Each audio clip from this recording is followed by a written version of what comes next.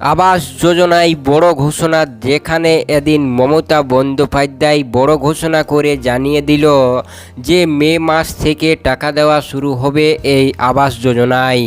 হ্যাঁ ফ্রেন্ডস, যেখানে প্রথম কিস্তি কিন্তু 60,000 টাকা করে দিতে চলেছে এই আবাস যোজনা প্রকল্পে, যেখানে এদিন মমতা বন্দ্যোপাধ্যায় বড় ঘোষণা করে জানিয়েছে।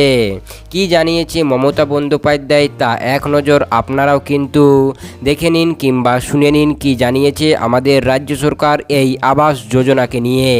হবে না, ইলেকশন হয়ে গেলেই মে মাসে আমরা 11 লক্ষ মানুষের ঘর আমাদের সরকার করবে, এটা আমরা বাজেটে ঘোষণা করেছি। হ্যাঁ ফ্রেন্ডস, মমতা বন্দ্যোপাধ্যায় এটাই জানিয়েছে যে লোকসভা নির্বাচন পার হয়ে যাওয়ার পর মে মাস থেকে কিন্তু এই আবাস যোজনার টাকা দেওয়া শুরু করবে, যেখানে এই মমতা বন্দ্যোপাধ্যায় এদিন বড় ঘোষণা করে জানিয়েছে, যেখানে এই লোকসভা নির্বাচন শেষ হওয়ার পর কিন্তু মে মাস থেকে এই আবাস যোজনার টাকা দেওয়া শুরু করবে।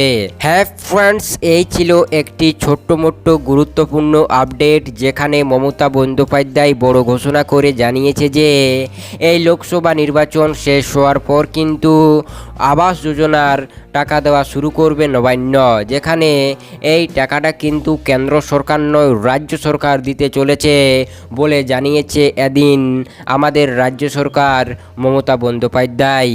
হ্যাঁ ফ্রেন্ডস, যেখানে এদিন পুরুলিয়াতে এসেছিল এই মমতা বন্দ্যোপাধ্যায় এবং সেখানে কিন্তু এই বড় ঘোষণা করে জানিয়েছে যে তারা কিন্তু প্রথম কিস্তির টাকা 60,000 করে দিয়ে শুরু করবে।